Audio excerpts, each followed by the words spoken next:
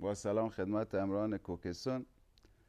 از دوستانی که میان اینجا به ما سر میزنن، بعدن که در مورد کار و مسائل دیگه با هم دیگه صحبت میکنیم، فهمیدم امو جان اینا که هنوز تو همین قسمت گویسازی خیلی مشکل دارن، یا کلیپ های قدیم براشون یعنی قابل چی نبوده، قسمتی هست شده، قسمتی فیلم تون شده برای زمانش و درک درستی تقریبا نداشتن از نحوه ساخت چی.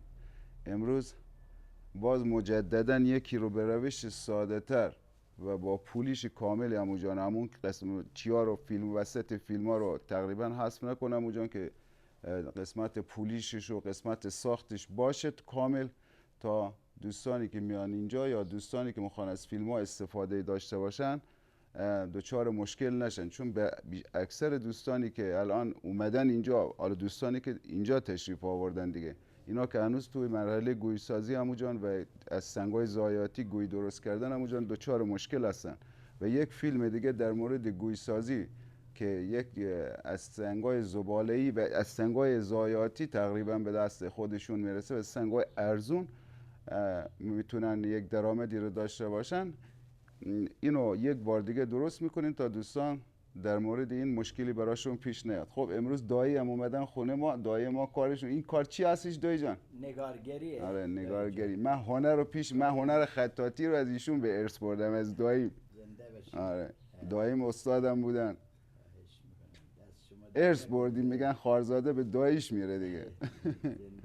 دایی جان هر روز میان اینجا برای خودشون کار نگارگری انجام میدن و هنوزم شاگرد دارن توی بله تو مدارس دبیرستان های دخترانه و پسرانه هنر فرهنگ و هنر تقریبا تدریس یک کار بسیار دیگه که میگن مثلا از یک چیز بیروح مثل شما، مثل سنگ هم یک چیز اول بیروح هستش همون جان، یک روحی نداره، یک حالت زمخت، این الان نه این یک حالت زمخت و بیروح رو داره، یک سفال بیروح یا هنر دست استاد روح و زندگی بهش میبخشه همون جان.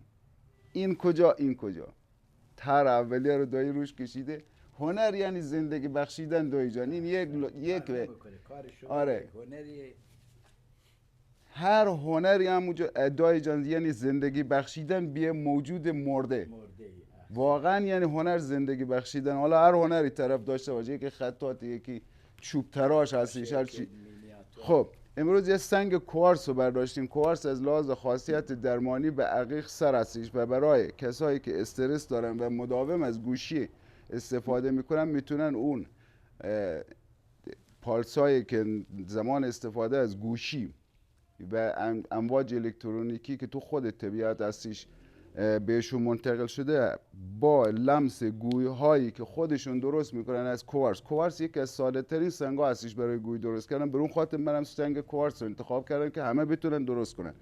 این سنگ میتونه اون انرژی منفیه که مربوط به گوشی ها هستش و مربوط به همه چی های استرسی که تو پالس هایی که تو بدن ایجاد میشه، اینا رو به وسیله کوارس میشه از بدن خارج کرد با لمس گوهای کوارس و بادی کردنشون توی دستمون جان. خب بریم پای دستگاه. بیا این قسمت دایی جانم بگیر. این قسمت هم من درست کردم، چوب درست کردم برای پایه.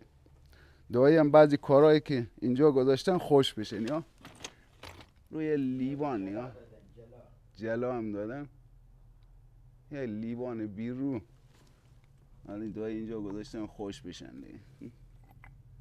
قبل این که بریم پای دستگاه بزرگ، یک سنگی توی فیلم های قبلی پیدا کردم، گفتم من عقیقا رو میذارم، اون عقیقای تیکه کوچیک رو میذارم و این سنگ بزرگ رو برمیدارم. یه تیکه سنگم از همون رگه است همون جان. اینو نقدن شرایط و برشش رو نقدن با این دستگاه ندارم و اینو نگه داشته دارم همون جان که کسی اگر خواست چمچی کوارس یه تیکه معمولا برای کار کاروین خوبه، اینو نقدن تیکه نمیکنم. یعنی این سنگ همین سنگه از همون رگه هستش، نه فقط این تیکه کوچیکترش هستش که گفتم از این سنگ میشه 4 تومن گوی درست کرد. یه سنگی بود که 2 نفره گرفتیمش. الانم این برای کار کاروینگ هر سنگ این به درد کار هشت تراشی خوبی میخوره، والله میشه ازش حدود 6-7 تا گوی درست کرد. حالا من از این تیکه که کوچیکتر هستش همونجا. این تیکه رو در نظر میگیرم، از همون رگ هستش و کوارتز یک دستی هم هستش، کوارتز سلیمانیه. خب بریم پای دستگاه همونجا بسته که همونجا. خب نیا سنگ بزرگی رو برداشتیم برای سنگ. این سنگ رو نمیشه با مرگ بریدم همونجا. برای کسایی که دستگاه مرگ دارن سنگای کوچیکتر انتخاب کنن که حالت چارگوشه، حالت خودش حالت پنسان در پنسان، یک ضایعاتش کمه همونجا.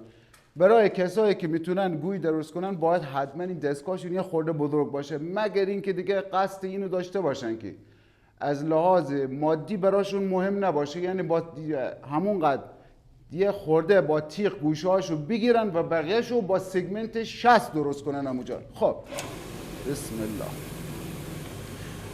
کجای سنگ باید اول ببینین نقش بهتری داره. بیان جلوتر، بیا. این سنگ کلا یک دست کوارتز، من تا حالا کوارتز بین یک دستی ندیده بودم. اینو این رو میشه 4 تا کرد. خب 4 تا گوی میشه از این درست کرد. یه بزرگشو درست کنیم. خب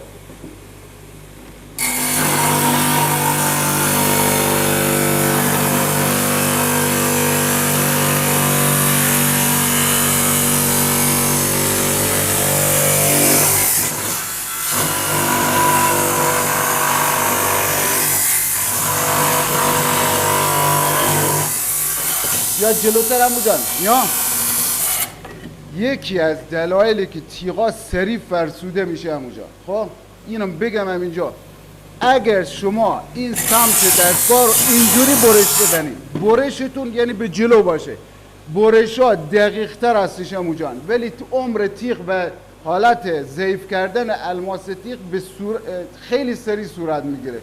ولی اگر سنگو اینجوری بگردونید این حالت، یا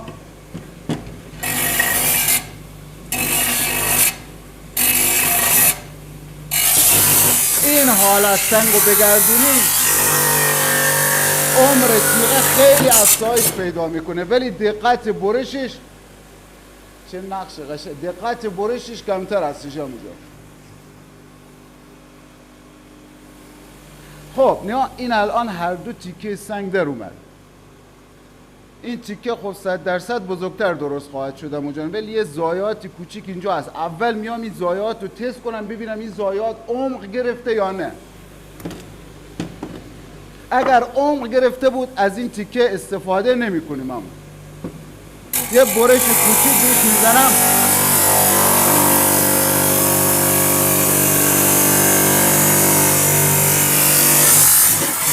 یا این برش الان اینجوری دقیق‌تر هستش، ولی عمر تیغه رو خیلی کاهش میده.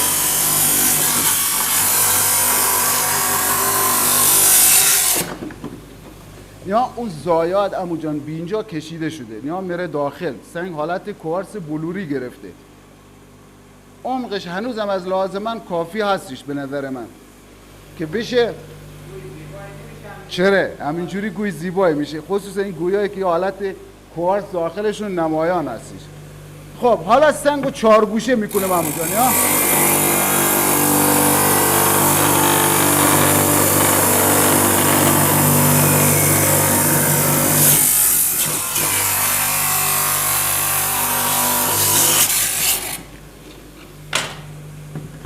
خب دیگه این سنگا رو پس دیگه نمیخوام بسازیم همونجا. این میداریمش نقدر اینجا. شما الان یه قالب خشت دارید، یه قالب خشت 4 گوشه مکعب مربع. از حالا به بعد شما باید زوایای رو بردارید، گوی رو باید دم این دستگاه بسازید.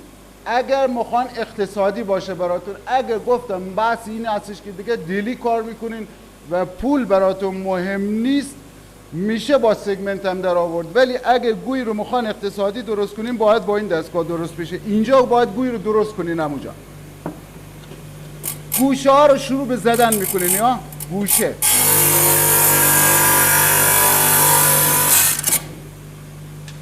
این حالت گوشه ها رو بگیر قشنگ.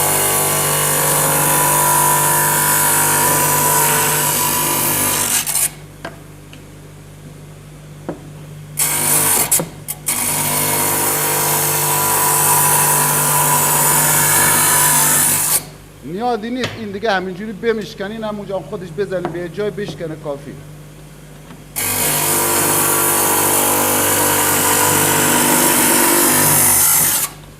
یا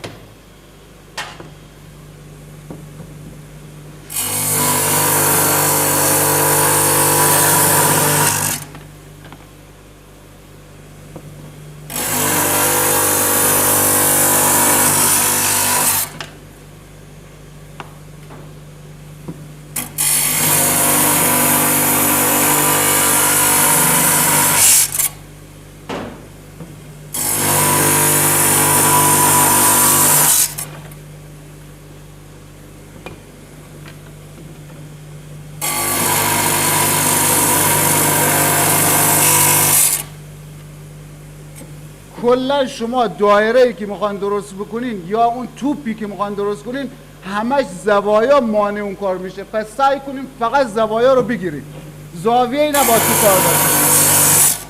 خب حالا شما میتونید دوربین اینجا دورتر بگیرید تا این سنگریزهایی که پرت میشه به دوربین نخوره. یا من حالتش رو بهتون نشون میدم. همینجوری دور بگردین، دستتون اینجوریست. نیا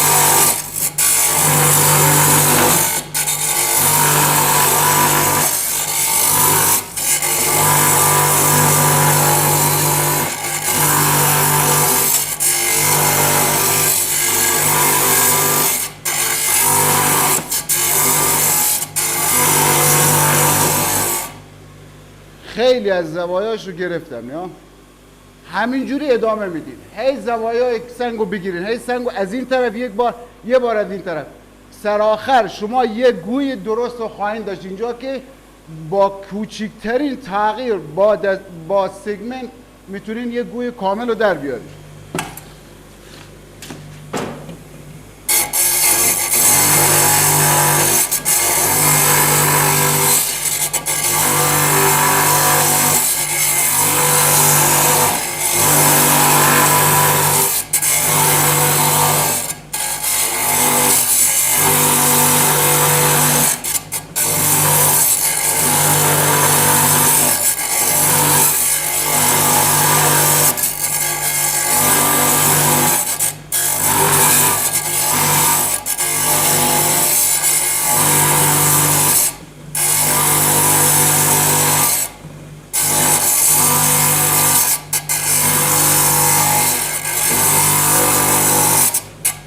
متوجه شدن دوستان که من سنگو برگردوندم و تو فیلم نگفتم، یعنی سنگو یک بار از این بار یک بار از این بار تا اون پله های سنگ و اون تراشایی که حالت پله با خودش گرفته زمان برش تیغ از بین بره.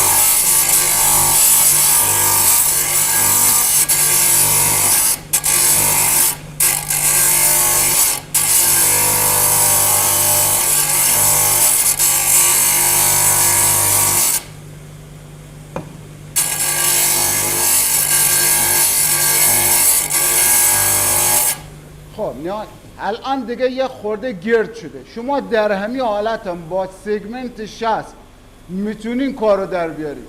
ولی چرا من این کارو نمیکنم؟ تیغ سخت‌بر اسمش رو خودشه، یعنی کارهای سخت رو باید با این انجام بدین اگه میخوام بصرفه براتون. یعنی شما گوی درست بکنین، مثلا میخوان بفروشین 800,000 تومان، شما اگه خواسته باشین یه تیغ رو برای گوی یا نصف تیغ رو برای یه گوی خراب کنین که میشه جیب به جیب دیگه، هیچ فرقی نداره براتون، این نمیصرفه. شما یا سگمنت رو براش خراب کنی، شما باید این تیغ که مخصوص کارهای سخت هستش کل گوی رو اینجا شکل اولیه‌اش رو در بیارین و فقط اون ریزکاری ها رو بذارین برای اونجا. همونجا ریزکاری مال اونجاست.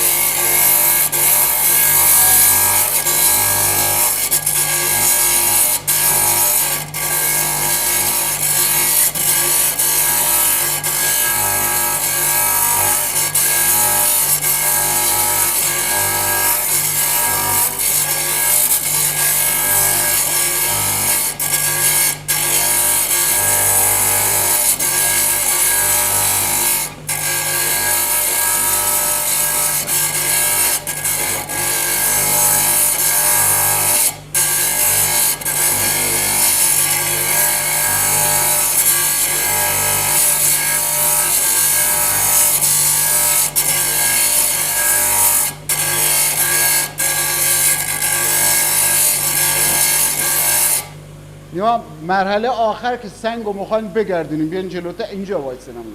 خب نه دستتون رو میذارین اینجا یا هر جا هستی، دستتو بدارین سنگ و حالت شل، یا حالت شل، یعنی بازی داشته باشه سنگ، یا تا این زوایا رو کوچکترین زوایا رو هم برداره. یا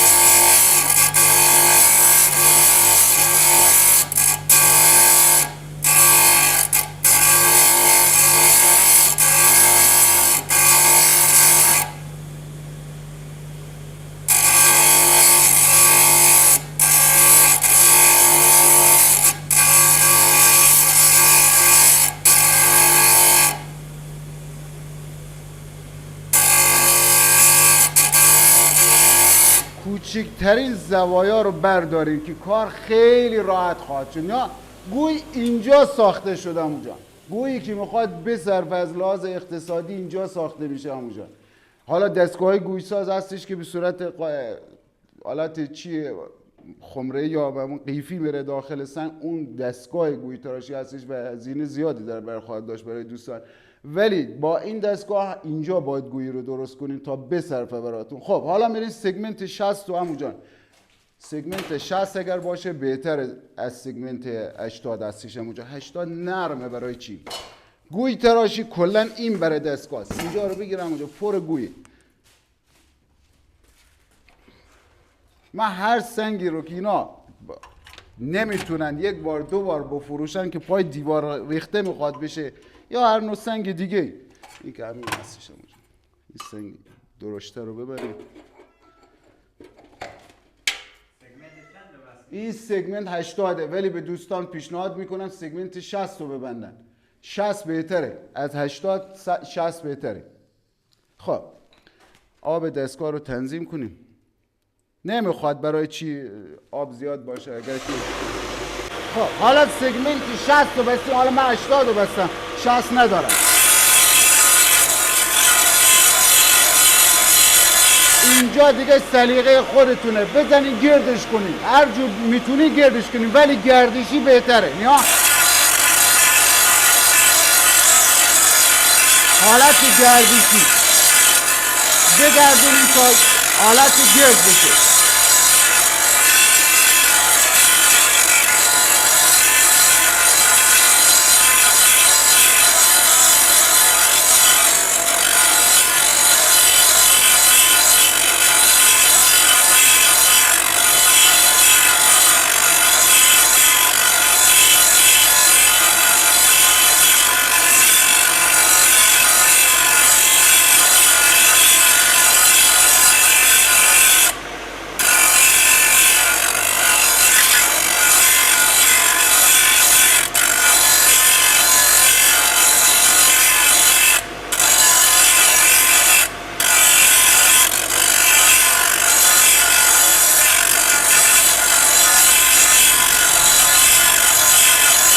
نه دستمو دقت کن، باز گردش. نه این حالته. نه من همزمان سنگو تو دستم دارم میچرخونم، باز اینجوری. نه این حرکت آیم. نه من چیکار کردم؟ سنگ داره میگرده، هی گردش میکنه سنگ تو دستم. جایی که بلندتر هستی زمان، جایی که هنوز اون برآمدگی ها رو داره زمان بیشتری صرف سایش میکنم.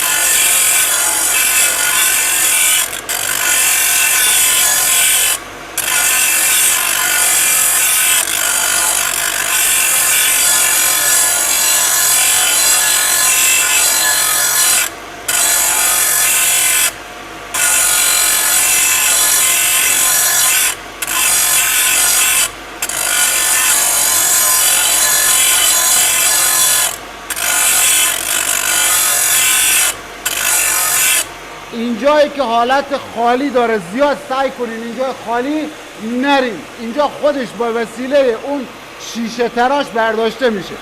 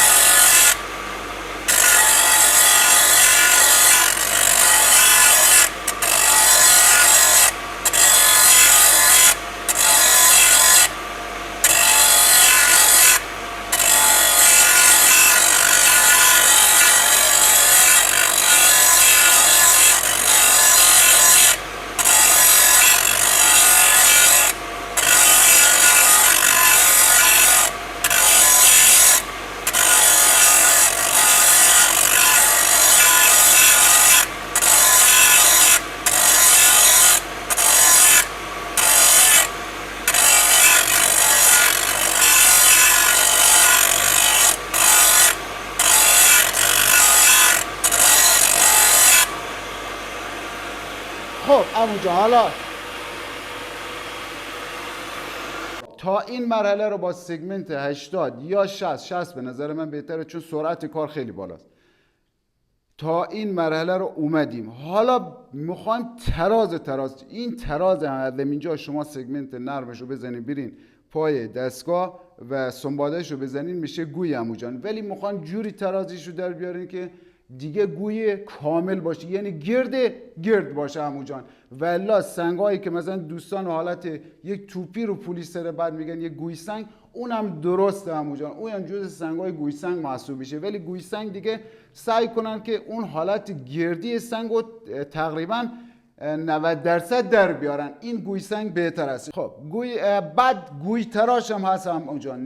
یا وسایل گوی تراشی تو مشهد یا وسایل ابزار تراشی شما میتونین گوی تراش بگیرید. گوی تراش دوست اینا مال شیشه هست عموجان، یا اینا هم فرقی نداره، اینا هم درجه سختیش بالا هستش، الماس داره دمش. این گوی تراش هستش عموجان، این شیشه بر هستش. خب اینا هر دو الماسش برای سنگ عقیق تا سنگ عقیق عموجان کارایی دارن.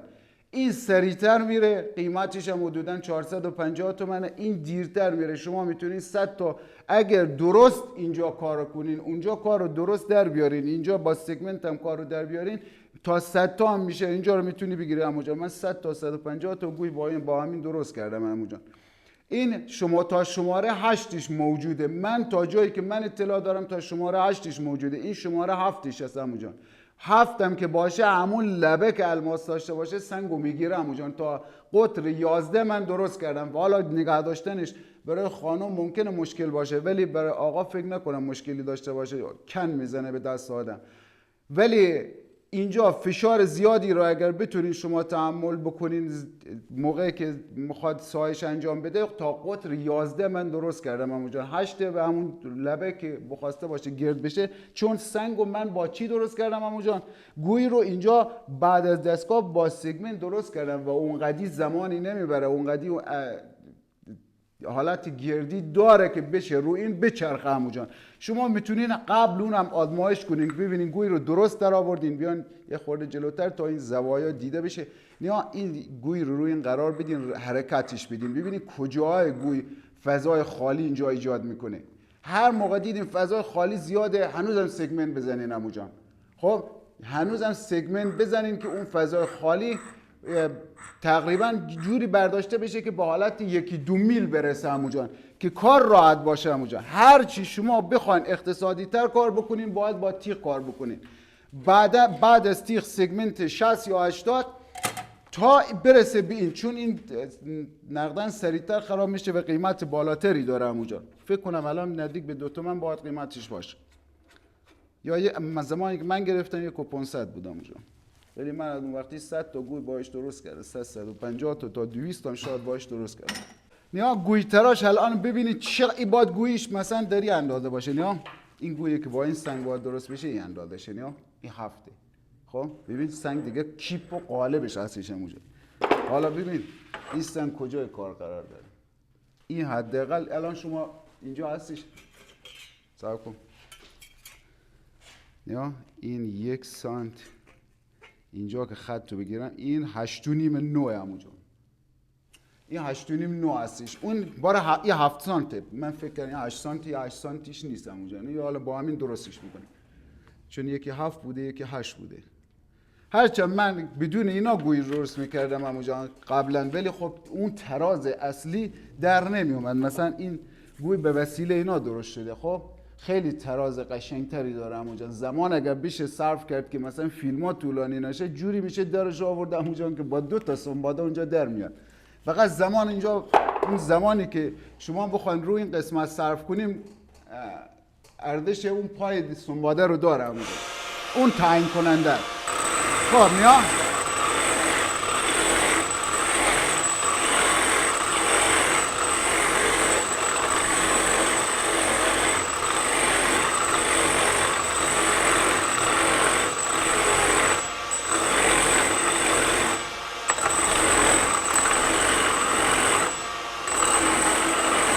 این علت چیه که دست منو پس میزنه؟ این علت بزرگ بودن اینه نسبت به گوی تراش. دست من یه خود پس میزنه اول.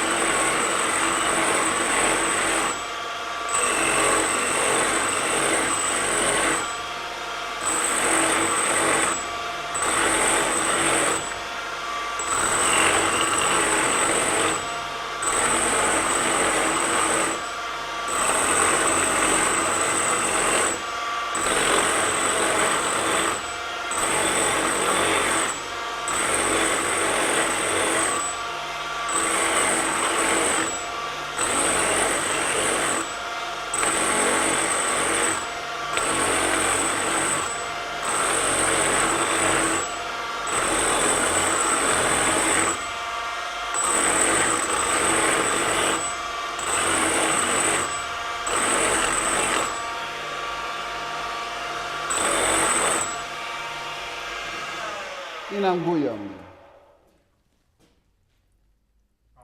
آماده. یا این از حالا بعد دیگه سنبادش مون. میتونین یک ترفند این وسط هستش اونجا سر کنم همونجوری من بلند صحبت کنم. یه ترفند کار اینجا هست، ببین این گل داره اونجا، هم پایینش روتایله هم حالت گل پنبه‌ای داره، یه قسمتایش وسط کوارتز گل پنبه درست شده. خب اینجا شما میتونید یه کار انجام بدین، اونجا سنباده زنیتون کمتر خواهد شد. شما میتونین اینجا سگمنت نرم بزنین اونجا به سنگ. خب سگمنت نرم به سنگ بزنین که اونجا این خشت و خشی که به وسیله الماس قوی این رویش ایجاد شده از بین بره. من حالا این قسمت سگمنت زدن نرم اینو چی میکنم عموجان؟ سگمنتی که میتونین برای این ببندین 220 یا 400 هستش. خب این سگمنت اینجاست. یا این سگمنت نرمه. سگمنت شما یکی کلا تو عمرتون از این فکر کنم استفاده بکنید. این دیگه همه اینا 80 و 60 عموجان. من تا حالا دیگه یک بار سگمنت نرم گرفتم، همیشه استفاده میکنم. ما تا حالا الان حدود 7 سال شده که اینا اوکراینی هم هستش عموجان. اون زمان اوکراینی بود، الان چین میاره، اون زمان از اوکراین میومد. یکی از این اوکراینی های قدیمی رو داریم، بقیه دیگه همه از این 60 و 80 مصرف میشه. پر مصرف ترینش همین 60 و 80 به زبون ساده دیگه. به دوستان بگم یک بار اینا رو بخرین نمیخواد، لازم نیست دیگه شما مداوم برید سگمنت نرم بگیرین، فقط سگمنت 80. الان اینجا 30 تا 40 تا سگمنت فقط از که همه 60. اگر تمرکز هنوز اول کارتونه، تمرکزی ندارین روش، همین سگمنت 80 ببندید. ولی اگه تمرکز رو کارتون دارین، یه خورده حرفه‌ای هستین، سگمنت 60 سرعت کار رو خیلی بالا میبره. حالا نه این سگمنت اینجوری، فقط اینجوری حالت لکه زدن رو سنگه، فقط شما الکی دارین سنگ رو بهش میصابونید. نه مخال و خط و خطی که رو سنگ هستش از بین بره.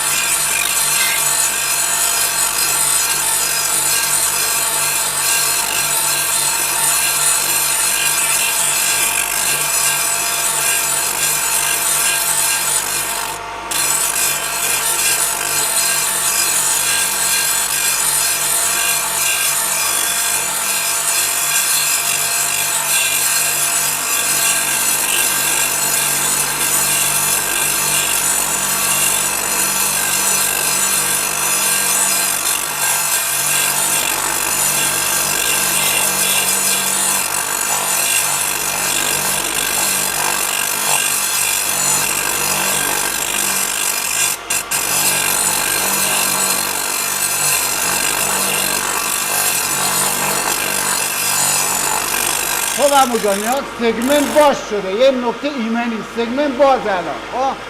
شما کلید رو خاموش میکنی، سنگ رو اینجا میگیرین عمو جان. خب نیا تا این سگمنت نیاد بیرون. نیا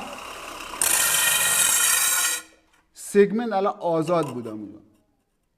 خب این معمولا اینایی که به وسیله دست صفر میشن عمو جان باز میشن، یکی دو تا مبس کردیم ولی باز میشن. ولی این نکته رو داشته باشین که زمانی که دیدین سگمنت حالت لوکه زدن داره، سنگ و جلوش بگیرین تا به سمت خودتون پرت نشه. تیغ این کار خیلی خطرناکه. سگمنت به اون صورت خطری نداره ولی تیغ که خیلی خطرناکه.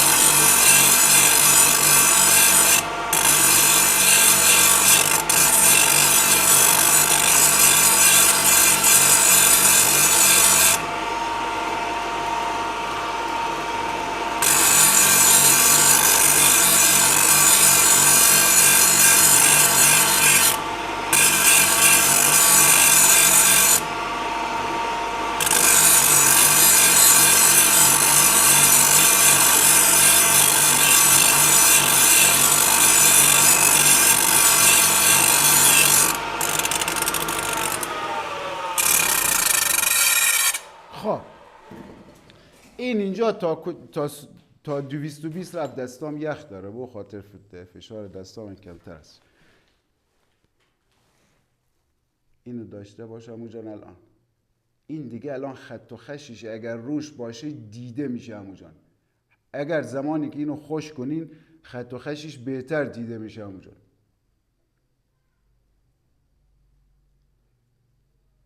فکر میکنید حالت درخت داره تو. این دیگه تا همین مرحله کافیه. تا همین مرحله که خط و خشی روش نباشه عمو جان کافیه. از این مرحله به بعد شما کارو با سنباده ادامه بدین. تمرکز بهتری روش خواهید داشت. خب اینجا رو که خاموش کن که بریم پای دستگاه بیرون. همچنان که دایی داشت کار نگارگری انجام میداد، ما یه گوی ساختیم. حالا قسمت پولیش زدن گوی هستیش.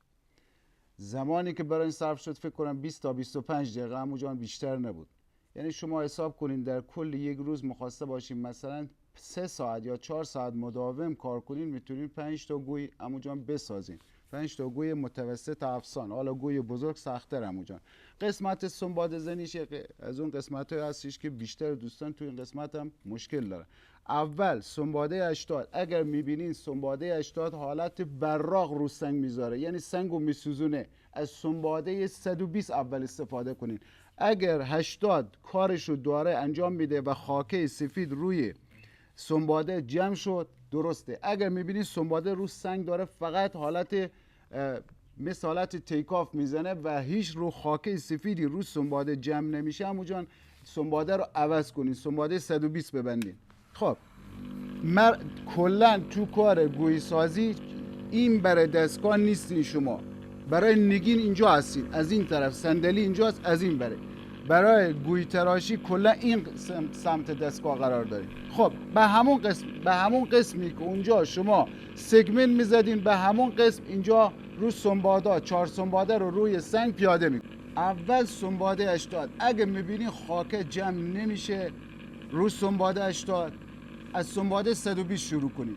اون نیاز نداره به سنباده 80. خود چون برای چی نیاز ممکنه نباشه؟ چون اونجا سگمنت خیلی نرم زده شده، احتمال این که شما 80 بعدن باز خط و خشی رو سنگ بندازه هستش. ولی اول از 80 یک تستی بکنید. یا این الان بر میداره از رو سنگ، یا از گرد و خاک سنگ پیداست که یه قسمت های رو از رو سنگ داره حذف میکنه یا و خاکه جمع شد، یا این خاکه هستی سفید رنگ جمع شد، یعنی داره سنگ رو بر میداره، نیاز به سنباده 80 داره.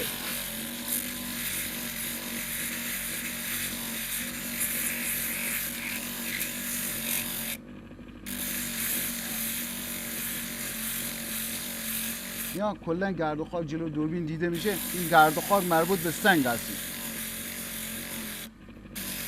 این قسمت شما اجازه دارید اگه سنگ داغ میشه تو دستتون، این قسمت اجازه هست که دوستان برای نگین و چی روش آب بریزن، یعنی سنگو بدارن داخل آب یا یک جوری سنگو خیس کنن که نشکن از حرارت زیاد. اگر بتونین حالت خشکه درش بیارین، اون حالت براقی و کرم بودن روی سنگ حفظ میشه.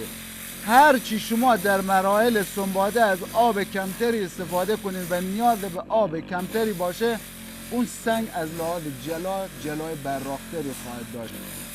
معمولا ما اولی که اینجا آموزش میدادن به ما که نمیتونستیم نگینا رو براق در بیاریم، کار با آب بوده اونجا. مراحل سنباده هم با آب مثل سگمنت انجام میدادیم و سنگا اون جلای کافی رو نداشت، تا اینکه تو این منطقه ما باب شدم اونجا که سنگو با سنباده خوش برن.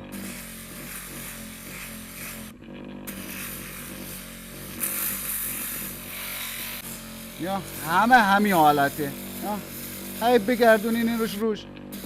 شما یه مدتی که بعدن، من الان دوستانی که اومدن اینجا تشریف آوردن، بعدن بهشون میگه که یه لحظه پشت دستگاه بشین اینجا، سنگ و اینجا دیگه همه داره سنگ مثلا از اول پرت شدن سنگ تو دست خود من 100 بار اتفاق افتاده، ولی حرکت اشتباه اگر باشه سنگو پرت میکنه. یا این حرکت، یا حرکت آهسته‌اش، یا شما مداوم سنگو میچرخونیم. ببین سنگ از کجا به کجا رسید، از اینجا شروع شد، یا یعنی یه نیمکره زمین رو فرض کنین به دو قسمت، از اینجا یک دایره بکشین، یک خط ماژیک، از اینجا شروع کنیم به اینجا قسمتاشو همینجوری برین، باید از این رخ شروع کنیم. این حرکت ذهنیشه، یا از این قسمت شروع میکنیم. یا من همه اینجا رو رفتم، اینجا بالای سنگ باشه، یا که دیده بشه، یه مکانیه که دیده میشه. یا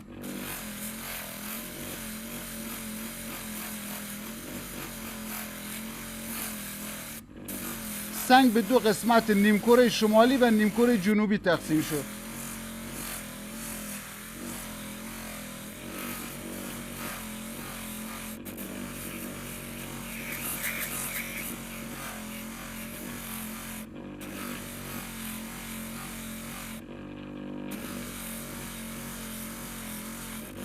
باید یه حرکت، باید اینجا رو نیمکره قرار میدین از این قسمت. یا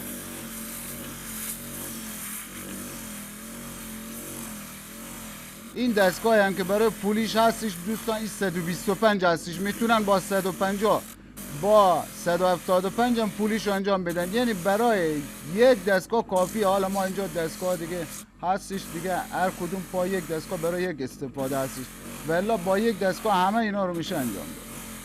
همه این کارا رو با یک مارک 175 بهتر هستش. حالا 150 ولی 125 به درد برش نمیخوره، این به درد پولیش میخوره، به درد برش نمیخوره.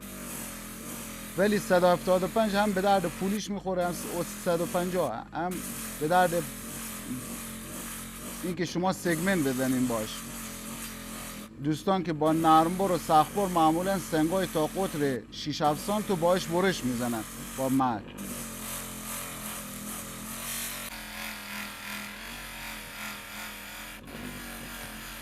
خب یا در سنباده 80 یا 120 همون سنباده اول که مهمترین سنباده اول، دوستانی که این کار رو تجربه کردن، من برای اساتید حرف نمیزنم، برای اینکه که ما تازه شروع کنن، ولی همون دوستانم میدونن اصلی ترین سنباده اوله. اگر تو سنباده اول خطی روی سنگ بمونه، عمو جان، یک از خطوط برش، نه از خطوط خود سنگ، از خطوطی که مربوط به خود سنگ هستش، که مثل اینجا مربوط به خود سنگ است. این خلل و فرجی که مربوط به خود سنگ هستش که اونا که دیگه طبیعی هستش. ولی تو سنباده اول کلا باید خطوطی که مربوط به تیغ و سگمنت روی سنگ باقی مونده رو بتونین با سنباده 80 یا 120 حذف که کامل بکنین همونجا. خب قطع کن دایی. سنباده بعدی دوستان میتونن هم 200 ببندن، ولی یک سنباده نزدیک به 80 ببندن. خب سنباده که اول شروع کردن اگر از 80 بود، یکی هم نزدیک به 80، 120 100 رو نبندن، 120 رو ببندن. خب که اگر بازم خطوطی هستش و جاهای گوشه کنار خطوط ریزو داره، اونا رو از بین ببره، چون سنباده دیگه از 200 که بالا شد عملا پولیش عمو جان، عملا جز پولیش سنگ محسوب میشه. خوب این دایی جان.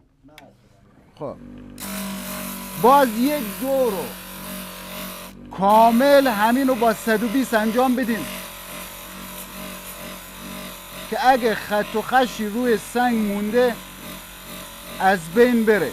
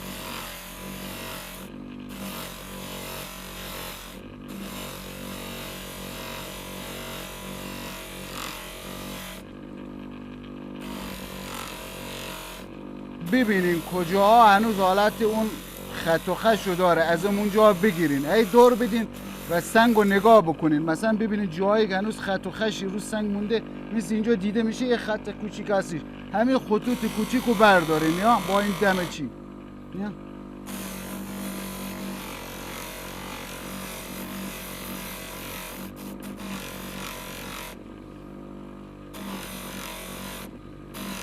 کوارتز گلدار هستش همونجا، یا کلن حالت گل سلیمانی روتایل تو سنگ تشکیل شده، تو کوارتز. معمولا اینا تو عقیقا شکل میگیرن، ولی اینا تو کوارتز شکل گرفته اینا.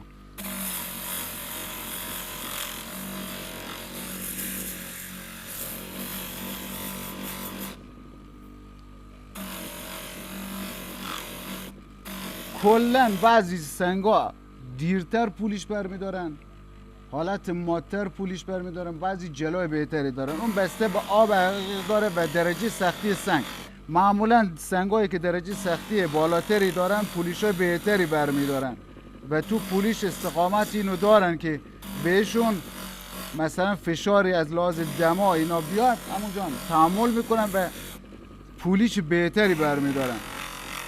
عقیق ما داریم دو درجه سختی پایینتر، کلا عقیق درجه سختیش 5.5 6 7 هستش همون جان. بعضی مناطق عقیقش 5.5 همون جان. اون بسته به فشار زمان تشکیل داره. فشار کمتر هستش و باعث شده عقیق هم شکل بگیره. یک عقیق با درجه سختی پایینتر با تراکم مولکولی کمتر. سنباده 120 بیان اینجا همونجا با سنباده 120 خود سنگ یه خورده یه جلای بر میداره نه، یه جلای جزئی برداشته سنگ همونجا. خب حالا سنباده رو عوض میکنه. هرچی شما این سنباده ها رو نزدیکتر به هم بزنین همونجا دیگه کار کیفیتی بالاتری داره.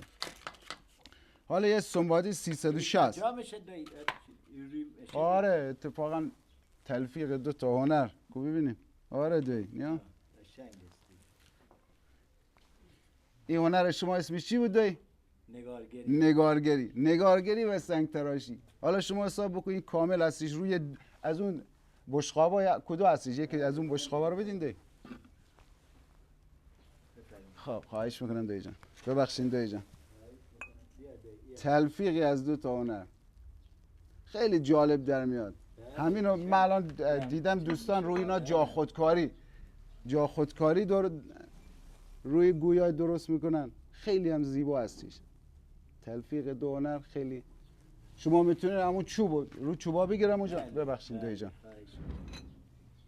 خواهش میکنم دست شما در نکنه دوی جان. شما میتونید اینا رو همون چوب مثل سنبادهش مثل چی هستش همونجا سنباده این چوبم یا این چوب آلو هستش این چوب تود هستش. شما میتونید اینا رو مثل همون قضیه سنگ از سنباده 80 شروع میشه تا سنباده 1000 جوری میشه که مثل حالت نگین که از آخرین مرحله تراش دوستانی که تجربه کردن که سنگ از دست آدم لیز میخوره چوبو میشه اونجوری پولیس زد. بعضی هم که چوبو فقط یه سنباده 80 میزنن و بقیهش دیگه با رزین و اشکال قشنگ خصوصا رزین اگر حالت دریایی با آبی آسمونی رو داشته باشه که وسط این ترکه سنگا بره و دوباره با اینا تراش بخوره همونجا. این خودش یه هنره. هنر رزین و چوب و میتونین خورده سنگ ها رو هم وسط اینا قرار بدین. اون تیکه سنگایی که پای دستگاه هستش که خورده سنگ هستش رنگی هستش وسط اینا قرار بدین. یه هنر محشر کم نظیر هستش. هنر که نگین تراشی همش نیست.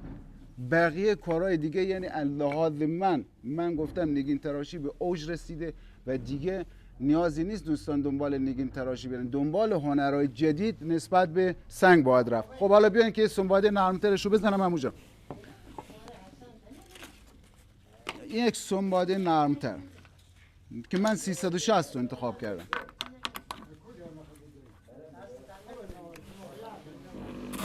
خوب این دای جان یالا به سلامت سلام برسونین دای.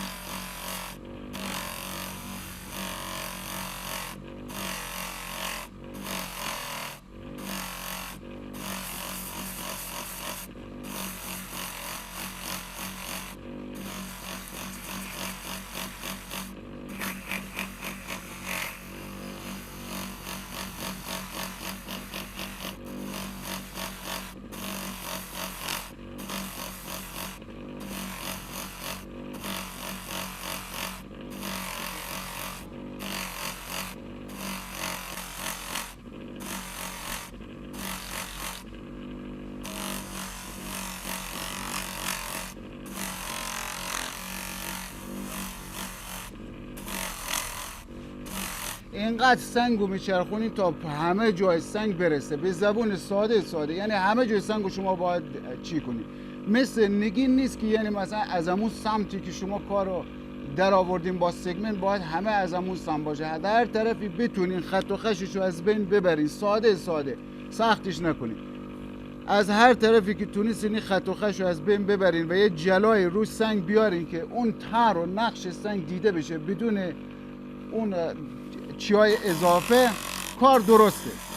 حالا تو نگین به خاطر نگین یک چی جواهراتی محسوب میشه، باید دقت بیشتری به در خرج داده بشه، ولی تو گوی تراشی معمولا این دقت کمتر هستش همونجا.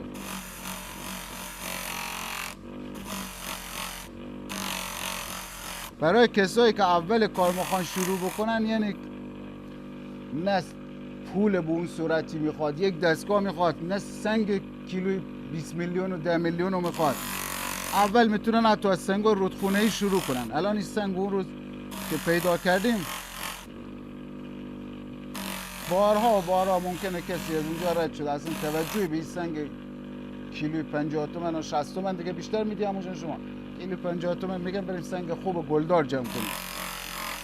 معمولا هم الان سنگای گلدار و اینا قیمتش خیلی بالا رفته، کمه، برداشت کمه. اونایی که گل درختی دارن منظوره، ولی شجر دریایی هنوز هم قیمتش ارزونه.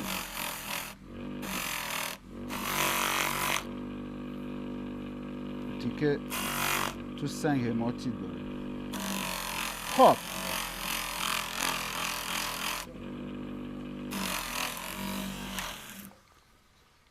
این هم سنباده 360. از اینجا 360 شما میتونید 800 رو بزنید. خب 800 رو بزنید، یک سنباده نرم 800. خب 800 رو میزنید سریعا میرین 1000. تا اینجا در سنباده استفاده کردین. حالا این قسمت رو حساب کنید 800 رو بزنم.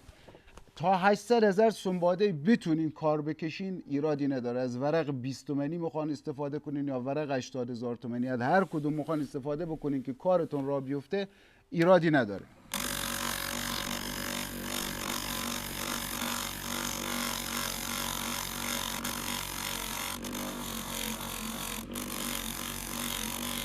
چون سنباده ها گیرون شده الان همونجا. سنباده خوب که ورقی 60-70 تومنه. سنباده داریم از ورق 20 تومن داریم تا 80 تومن 100 تومن. سنباده خیلی خوب فکر کنم ورق الان 80-90 تومن باشه.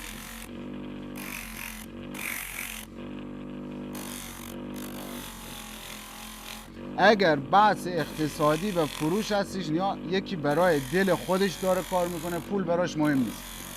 یه زمانی بحث درآمد هستش، اشتغال هستش. اشتغال باید یه جوری برای طرف تمام بشه که یعنی یه قسمتی رو بتونه خرج خودش کنه، زندگیش، ابزارالاتش و زندگیش رو تامین کنه. اگه منظور درآمد هستش.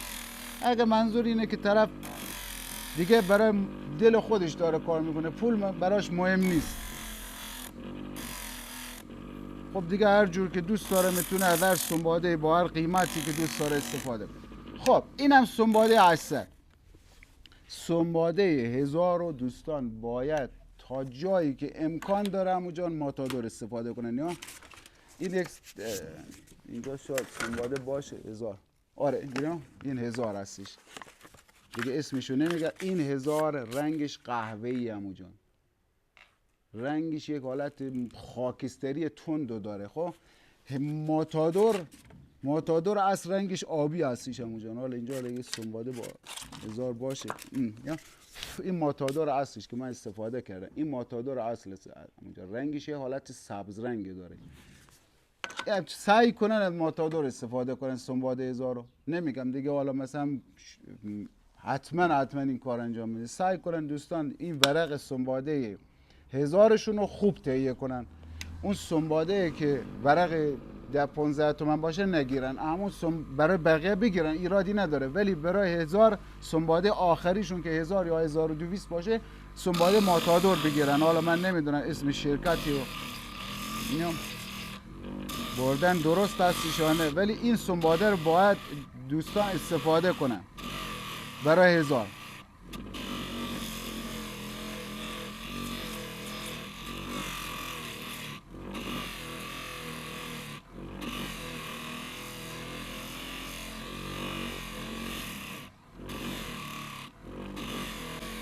نیاز سنباده 1000 رو اگر از اینجا شروع کنی عمو جان سنگ مات میشه. اگر بیاین لبه سنگ براقیت بالاتری پیدا میکنه. نیا از اینجا سنباده 1000 باید استفاده بشه. نیا از این لبه اینجا سنباده 1000 باید تقریبا برای موارد خاص استفاده بشه. برای که میخوان سنگ رو جلا بدین از این لبه استفاده کنین. نیا فقط این سنباده 1000 از لبه، همه جا باید از این لبه رد بشه تا سنگ براقیت کافی داشته باشه. این که میگن 1000 ببند، ولی 1000 هم اگر این دم از این قسمت یا اینقدر باید استفاده بشه تا براقیت پیدا کنه، ولی این قسمتش سنگو کدر میکنه همونجا. خصوصا تو نگین به وضوح قابل رؤیته.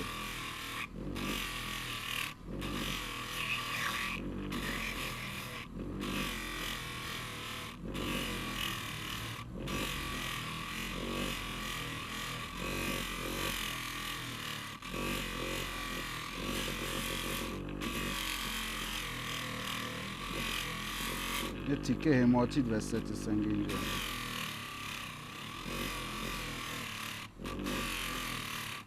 هزار و 200 هم میتونن بزنن. تا 3000 ما سنباده داریم، 2500 و من دیدم 3000ش هم هستش.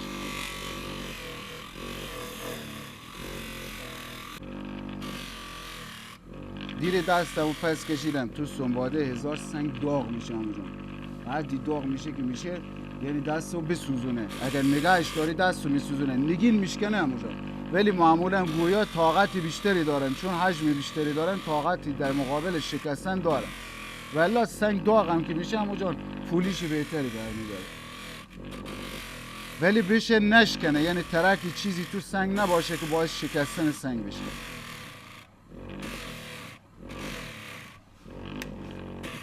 خب عمو جان این سنگ تمام شد مثل آینه. بیا بریم یه لحظه بیانی عمو جان. خب نه سنگ تمام شد، بیان جلوتر قشنگ تصویرش رو واضح بگیریم. یه سنگ تقریبا حالت گلدال و روتایل هستش، از یه سنگ تقریبا کم ارزش. خب بیان اینجا این هم سنگ میشه. حالا اون گفتم چند تا گوی میشه از یه سنگ درست کرد. یا 1 2 3 4 5 6 7 تا گوی میشه ازش درست کرد. 7 تا کمشو بگیرم اونجا بدون با استفاده ابزارالاتش. گوی 8 معمولا بین 600 دیگه اینا بر اساس گرم هستی. گرم از 1500 تومن تا 2 تومن، از 1000 تومن تا 2 تومن گرمی قیمت میشه. این حدودا 800 گرم، افسر 800 گرم هستی. بر همون اساس یه سنگی رو که شما تو طبیعت باطل است برای دیگران، برای آدم نگینتراش این سنگ باطل است همونجا، اصلا بر نمیداره این سنگو. سالها اونجا انداخته بوده، شاید کسایی از روش رد شدن. این سنگا رو ببین همه اینجوری، شاید این سنگار خیلی ها روش رد شدن به دردشون نمیگن اینا نمیشه نگین درست کرد. ولی چیزی رو میشه از این سنگی که ارزش اقتصادی کمتری داره یه اثر هنری در آورد و بهش از این سنگ مرده یه سنگ زنده و روح دمیدن به سنگ. یه سنگ یک هنره، هر نوع هنری یعنی زندگی بخشیدن. این یعنی زندگی، یعنی یه کاری ازش در آوردیم. یا بیادم اینجا خود بگیرید از اون سنگ این دیگه همونجا.